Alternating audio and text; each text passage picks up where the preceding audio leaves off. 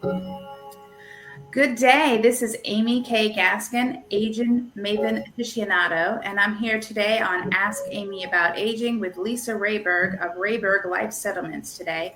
And we're going to talk about what to do with those unwanted or unneeded life insurance policies that you have. Lisa Rehburg is from Rehburg Life Settlements, and I'm honored to have her today. Thank you for joining me and for take two, since last week the hurricane kind of wreaked havoc with our podcast. But why don't you tell everyone a little bit about yourself? Well, I've been in the insurance business for over 30 years. I'm still 28 in my head, so that kind of blows my mind. But and all we do is focus on life settlements. We are a life settlements broker. That means that we are on team client. Our fiduciary duty is to clients to market their life insurance policies and get the most amount of money for them that we possibly can. And it is a pleasure to be here today. Thank you so much. Wonderful. So I'm going to get you a little thing up. Here we go. So we're going to again talk about life insurance settlements, which is an additional funding source for care. You know, so many of us don't know what to do when we can't afford care, and Lisa is going to talk about one way we can use. Yeah, it's going to be probably a surprising thing. Your life insurance policy is an asset that you own. Any type of life insurance policy, even term policies, are assets that you own. And as an asset, you can sell it for cash. So the process is called a life insurance settlement, or a life settlement for short. And think about it like when you sell your car, you receive a lump sum of cash, you sign the pink slip over to the new owner, and the new owner drives away with it, right? It's kind of similar in that clients will receive a lump sum of cash for their life insurance policy.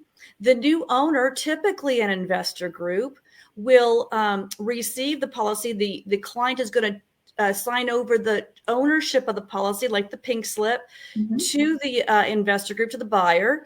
The buyer will pay the premiums on it, and they will make themselves the beneficiary. So they're not doing this out of the goodness of their own heart. They're doing it as an investment, but it works out great for clients because without the buyers, right, we don't have a market. So the process is called a life insurance settlement, or a life settlement for short. That's incredible, because most of us don't consider it an asset. We consider it an expense. This expense, but it's going to protect my family when I'm gone. And then so often the adult children are like, my mother doesn't have any money for care. You know, I don't care about my inheritance, but I want to have enough to bury her. But I want to make sure she's cared for while she's here. And so knowing that it's an asset is a big deal. And so that was pretty interesting to find out that it is an asset. So what types of policies can qualify for a life insurance settlement? Yeah, so here's the good news. Any type of life insurance policy can qualify. Now, what I'm not saying is that every policy we see can be sold, right? But what I am saying is there's no type of policy that can't be sold. And people say, Lisa, term, really? How do you sell term policies? Don't they end? Well, it might surprise you to know that universal life, which is a permanent type of policy that has that cash value in there, is our number one seller, but term is a really close number two. Wow. And typically with term policies, an operative word here is typically, 97, 98% of the time, those term policies need to be convertible. Convertible means that they can be converted to a permanent policy like universal life or whole life. Most term policies are, however, the carriers will give deadlines. So typically it needs to be convertible and not past the conversion deadline. Now, that also leaves, last time I checked, I'm a finance major, so that leaves 2 to 3% difference, right? We can sometimes sell non-convertible term policies as well. So there's a lot of opportunity here for clients, back to your point, to repurpose this asset that they own into making their lives more comfortable while they're here. And you work with a couple different people that can purchase these policies, not just one company, which is, I think, is very important, because you're going to get the best kind of rate. Yeah, that's exactly right. So we have access to pretty much the market. We have access to over 30 different buying entities called providers. Mm-hmm. Many of these providers have many funds behind them. So what that does, back to your point, is allows us, we introduce competition basically into the market for this policy to be able to drive up the price. So I'll give you an example right now. We've got $1 million policy that we are selling. The opening offer on that policy was $50,000 and we're selling it for $275 because we have access to so many. Now, I mentioned $1 million. Many of us don't have $1 million policies. Don't worry. We work on policies of about $100,000 or more. We can go a little bit below 100,000. If we get to the what we call final expense policies, those 10,000, 20,000, 30,000, those just don't make sense for clients because there's just not enough money there for it to work. But about the 100,000 mark, so it's available widely for a lot of people. And what I mean by more is better, if you can backtrack it once, I'm sorry. Yep. Sorry. No, that's not you. That was me. On the more is better part, here's what we mean. If we sell a term policy, inherently it has no value. What I mean by that is there's no cash in that policy, right? So anything we get for clients is a bonus. We just sold a $600,000 term policy for $396,000. That was complete bonus. The client was going to walk away with it. That was going to walk away from it with nothing. Conversely, and here's what I mean by this slide. If the client has cash in the policy, they have a universal life or whole life that has cash in there, please don't go and get that cash, i.e. surrender the policy until you look at a life settlement, because on average, we generate 3 to 5 times cash surrender value. The example that I just gave you with the $1 million policy, we got 275, there is zero cash in that policy. Zero. And that's one of the reasons I'm doing this podcast, is because there's so much about aging and what we're dealing with as we age that people don't know about. And so here you have this life insurance policy, and if money's getting tight, and it's one of the first things you want to stop paying on because you can't afford it, because it's not one of your quote unquote basic needs, and just surrendering it or stopping payment, you are losing an asset, and they don't understand that it's an asset. So I am so glad you're here today. Okay, so now you can go. There you go. So how much can a policy be worth?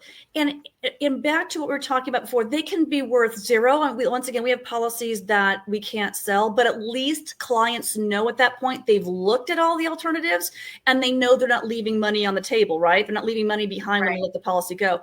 So here's 3 different examples. The basic generalities of how the investors will look at these policies is, number one, what's the premium they're going to have to pay, right? Because they're going to have to continue those premium payments.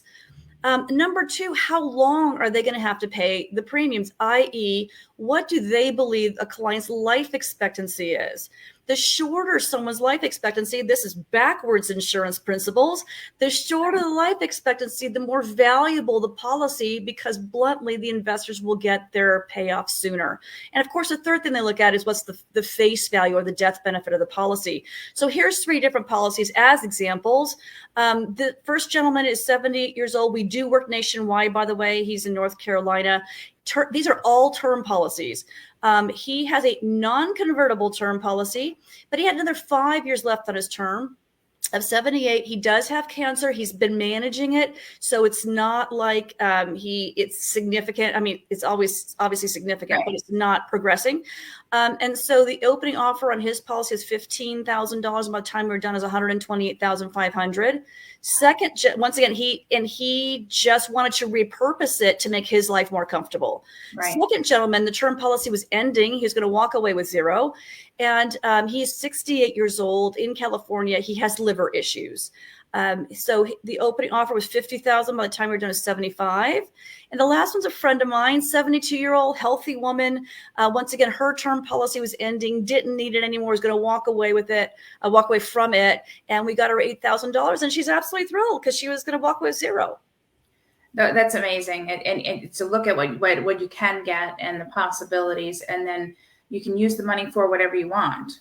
That's right. When you sell your car, your house, right, you can use the money for anything. It's the same thing here. The gentleman and the number 2 policy is like, I'm paying off the car on Monday and we're going on vacation, right? There you go. Why There not? you go. But and I will tell you that most adult children, when they are figuring out what to do with their loved one who is aging and needs to leave the house or needs to have home care come in, they don't realize that life insurance is an asset. And sometimes the parents are not even telling them they have this policy. And so and then of course, a lot of adult children are worried about scams. What if I sell this? And, so the beneficiaries that are on the life insurance policies are actually involved in this process as well. So they know about it, right? Yes. And so thank you. That's a great segue into this slide. This, first of all, this is a legal transaction. I should repeat that. A legal transaction. This has been legal in the United States since 1911. There's a Supreme Court decision called Grigsby versus Russell. And in that Supreme Court decision, Justice Oliver Wendell Holmes deemed a life insurance policy an asset that can be transferred to anybody anytime. I can transfer my life insurance policy to you, Amy, right now with a change of ownership form, and then you would own it and you could do with it whatever you want. We can do that. Don't tell my husband. But we can. So Grigsby versus Russell makes this legal. But people will say, I've never heard of this. That's right. Because what's happening is the market really didn't start until the 80s with the AIDS epidemic. And from there, as medical technology allowed people to live longer, the true life settlements market really began to form. And in the 80s, there was no regulations, right? So I live in the West. I love the West. I don't love the Wild West. I don't love no regulations. So the reason I'm passionate, I'm here and I'm passionate about what we do is because we are so highly regulated today by departments of insurance across the country. So not only me, but those 30 provider groups, remember I mentioned them? Right. They are regulated as well, and they're audited. And so consumer protections include, number one, all the contracts and applications and everything that are used are approved by the Department of Insurance. Number two, back to your point, beneficiaries have to sign off. Number three, there's a doctor letter included in these contracts that the doctor has to sign that the client is of sound mind to complete the transaction. And if they aren't, if there's a situation where there's Alzheimer's or Parkinson's and maybe they don't have capacity, the power of attorney will work just fine. So my point is everything is regulated. There's a lot of HIPAA protections to protect clients. I would not have sold my friend's policy, I love her to pieces, if I thought there were problems. Right. Right. That is amazing. And so if somebody has a life insurance policy that they are unwanted or unneeded, they can contact you to learn more about how to make it work for them, especially if they need to pay for care or pay for repairs or what have you to age in place. Yeah, yeah, exactly. So two things I'd like to mention. One is we are a 3 to 5 month process start to finish. This is not a 3 to 5 hour funding thing, right? As I mentioned, all the compliance, there's a lot of things that we need to do. So before the buyers can even make their offers. So there's that. From the time we receive an application, it starts with an application. There's no application fee, really important. The application will allow us to get a client's medical records because that is how the buyers will evaluate life expectancy. And it can take a while to get medical records. Right. So from the time we get an application in to the time we hear from investors, probably 60 to 90 days. Wow. Start to finish, like I said, another 6 to 8 weeks, probably after that. But here's the other part that's important. If we don't receive any offers on their policy, clients just walk away. They don't owe any money for our services. Wow. If we do receive offers and the client decides it's not big enough for me, Lisa, it's not enough money, I don't want to do it, they walk away and they don't owe us any money for our services. So that's why I like to say it's a free, no obligation appraisal. It is a privilege to be of service. We love helping people benefit from their unwanted, unneeded, or unaffordable life insurance policies. Right. And you said the biggest obstacle is getting those medical records. I met a gentleman from Sana Health, Saina, and they are a medical records company. And I highly recommend it because for like less than $15 or $25 for a family, you can have access to your medical records and be able to easily share them with someone almost instantaneously, and they get updated. It's amazing. So you might want to check that out. I want to hook the two of you up because it would save a lot of time in getting the getting things done. And this is particularly important when you go to a senior living community as well, because you need a physical and you need doctors and everything. And they like to look at things to make sure. And it's very hard to get medical records.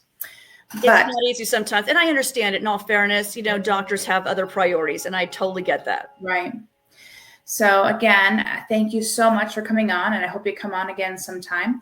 So if someone wants to get a hold of Lisa, they can call the number on the screen, 714-349-7981, and check them out at RehburgLifeSettlements.com. Again, this is Aging Maven Aficionado Amy K. Gaskin here today with Elisa Rehburg of Rehburg Insurances. Have a great day, and thanks again.